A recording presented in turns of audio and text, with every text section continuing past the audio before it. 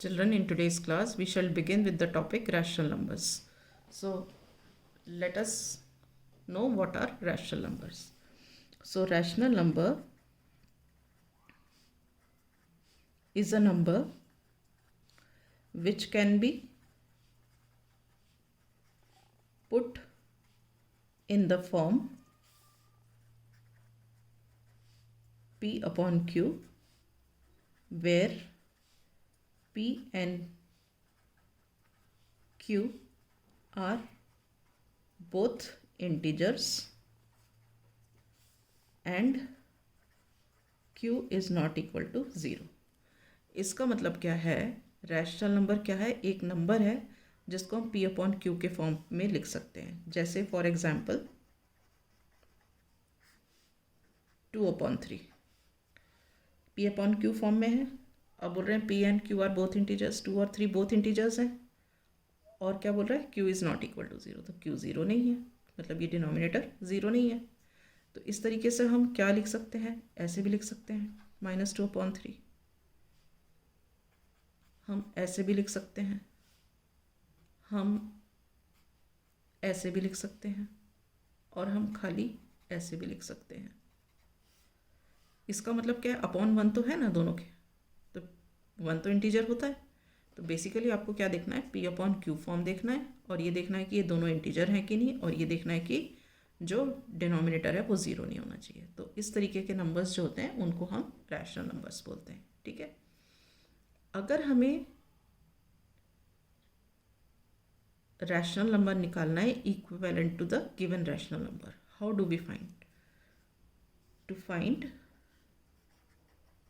Rational number equivalent to the given rational number. मतलब हमें एक रैशनल नंबर दिया है, तो हम दूसरा rational number which is equivalent to this कैसे निकालेंगे? जैसे मान लो हमें दे दिया 2/3. If we have to find the rational number which is equivalent to 2/3, तो वो हम कैसे निकालेंगे?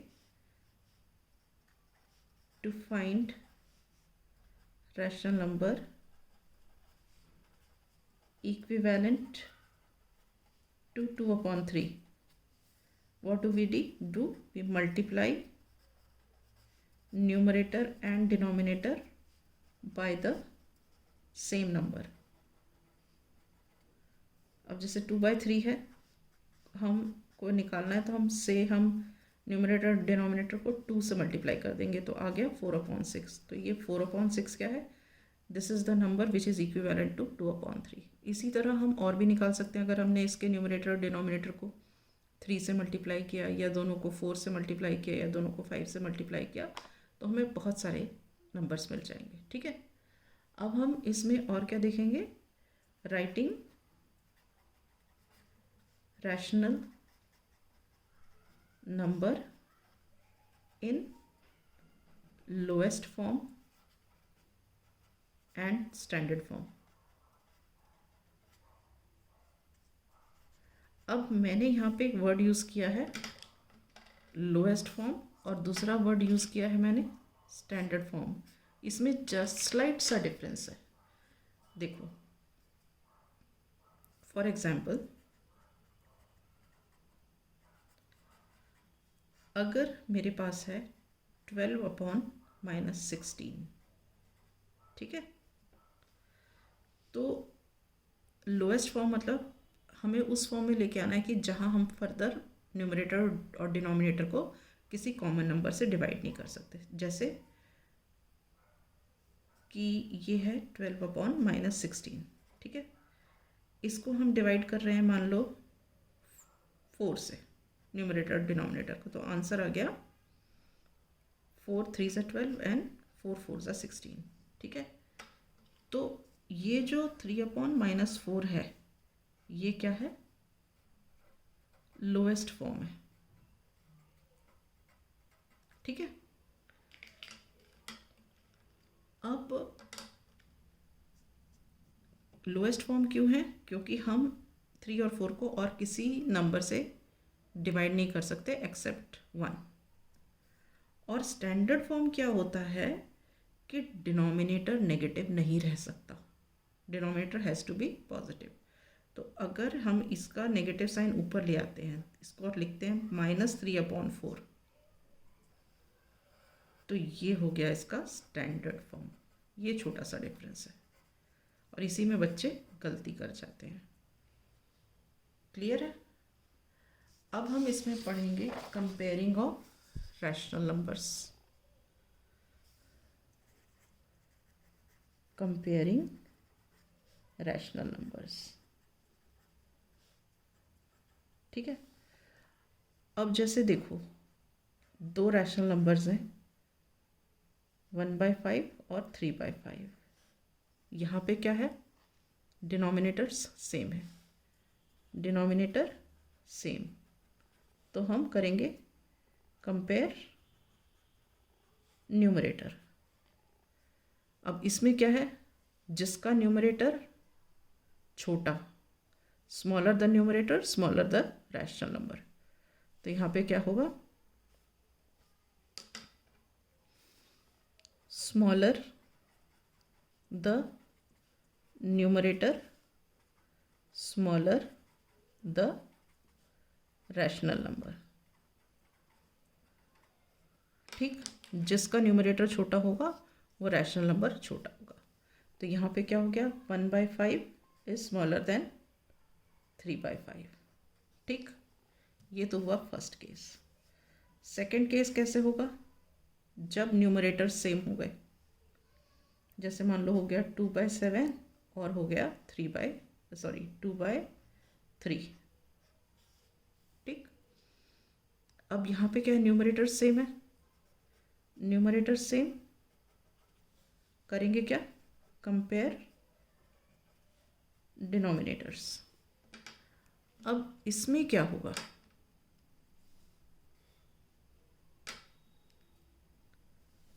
Bigger the denominator smaller the rational number.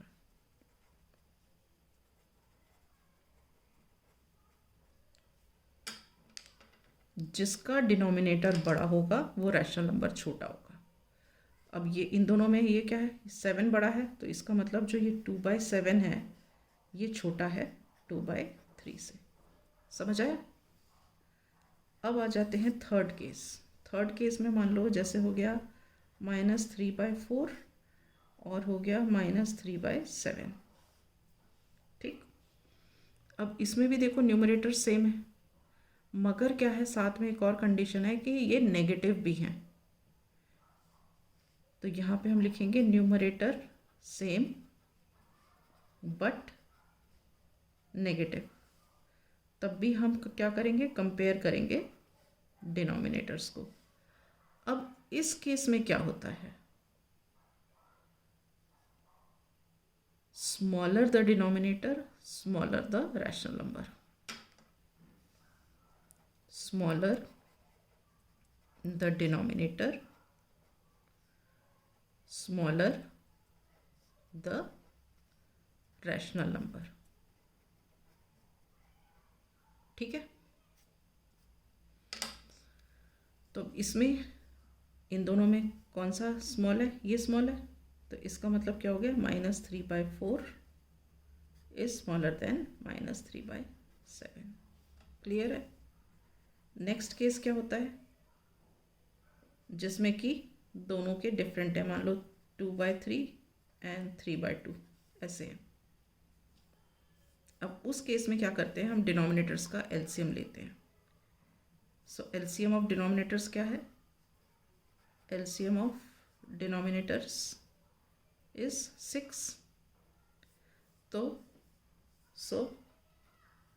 2/3 को हम क्या कर सकते हैं, we can write this as 2/3 into 2 into 2, क्योंकि हमें डिनोमिनेटर में 6 चाहिए। तो ये हो गया 4/6 एंड 3/2 को कैसे लिख सकते हैं, 3/2 into 3 into 3, so this is 9/6। अब कंपेयर करो कौन सा छोटा है, 4/6 छोटा है 9/6 से। Here 4/6 is smaller than 9/6 so 2/3 is smaller than 3/2।